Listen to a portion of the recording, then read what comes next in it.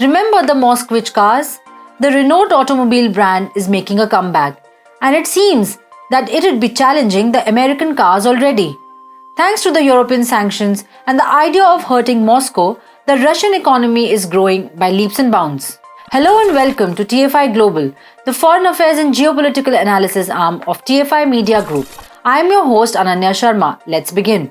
On Wednesday, Russia launched an upgraded model of the celebrated Soviet-era automobile brand Moskvich at a former Renault facility in Moscow. The relaunch comes at a time when Russia is working tirelessly to become economically independent as its coffers are still being strangled by Western sanctions. The business has a goal of producing 100,000 vehicles in the upcoming years, including electric vehicles alongside its partner Kamaz. The plant is a component of an 8-year contract with Kamaz to construct the automobiles here at home. According to the statement, at least 50,000 vehicles will be built in 2023. 10,000 of which will be electric vehicles. In 2024, 100,000 vehicles will be assembled, with a fifth of them being electric vehicles.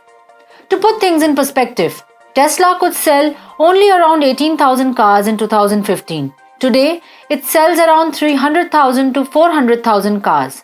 If Moskvich comes close to selling as per its plans, it will emerge as a big giant in the automobile industry. Kamaz estimates that 600 electric vehicles would be produced by the year end. Of the 600, 200 of them will be electric. In comparison to the original Moskvich, the new models will be entirely different. Russia's Trade Minister Denis Manturov said the task for the near future is to establish small node assembly processes with the involvement of local suppliers by the end of 2023. In the early years of the Soviet Union, the plant in Moscow, which opened its doors in 1930, was the main manufacturer of Moskvich cars. However, Renault acquired the factory in the early 2000s, and the Moskvich line was subsequently terminated. This year, the production of these cars began after the sanctions on Russia were imposed.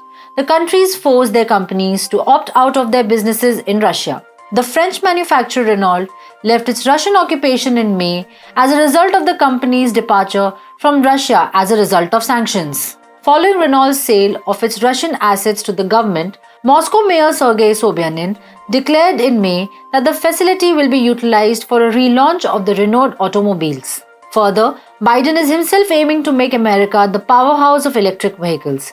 His Inflation Reduction Act is aimed at producing more electric vehicles in America, and his administration has allotted $369 billion in a package of subsidies and tax cuts to shift manufacturing to his country. However, the American legislation is seen as a protectionist move from a global perspective since it encourages businesses to transfer investments away from other countries and encourages consumers to buy American when they're looking to buy an electric car.